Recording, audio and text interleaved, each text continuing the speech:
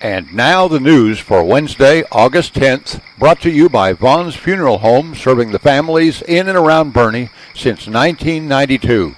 Because the road construction continues in Boerne, we want to keep you alert to the fact that there are changes on River Road. The crews are working hard overnight. Please be alert, pay attention to differences in the roadway surfaces, and be thoughtful of other drivers who may be disoriented because of the changes. Other big news in Boerne, of course, involves the new Fabra Elementary School. You know, that old school has been on Johns Road for a good long time, and it still is, but it certainly has moved, and it certainly is a nice new facility. Since the end of July, Fabra Elementary administrators have been adapting to their new offices at 723 Johns Road, at the corner of Johns and Lattimore. Teachers were given access to the facilities on August 8th, with school starting on the 22nd and dozens of hard hats rushing through every hallway. It's hard to imagine that in only a few more days, children will fill those same hallways. It is a beautiful facility and is sure to provide a learning environment for many, many children for many years to come. Thinking about getting ready for school, why not participate with our local public library? They're going to go for the gold.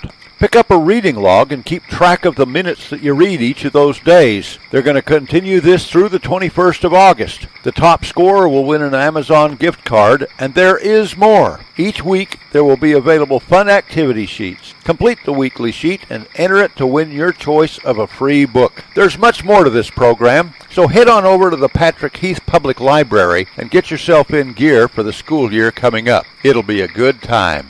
Thinking back on that road construction thought of a moment ago, we also note that the extension for Herf Road, which comes over and meets Main Street, is getting very nearly finished. The folks at TxDOT are very cagey about giving us a specific date, but if you've been watching, they've actually been sweeping the edges. There are fewer and fewer barriers in place, and something tells us here at KBRN that any day now, they're going to move those barriers out of the way, take the bags off of those traffic lights, and get us started on our way across that new asphalt.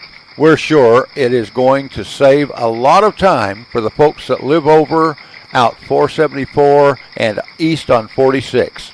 Our observation of the hot, dry weather should make it no surprise that our water usage has hit an all-time high.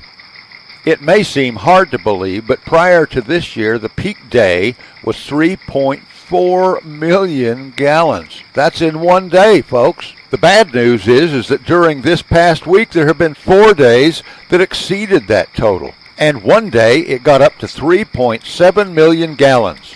This is a resource with a limited supply. Let's be wise in our water usage and observe the restrictions in place with regard to limited usage so that we will have enough for those days later on down the road. The truth is, a lack of water isn't currently a concern. Rather, it's the pumps that extract water from the city wells and from the city lake that are unable to keep pace with the lawn watering. We can pump only 3.5 million gallons per day, realistically, and the problem is that we citizens are using more than that right now. So it's very important to conserve where you can. Just be a little more thoughtful. It'll pay off in big ways. Well, the weather is hot and dry and going to continue the same.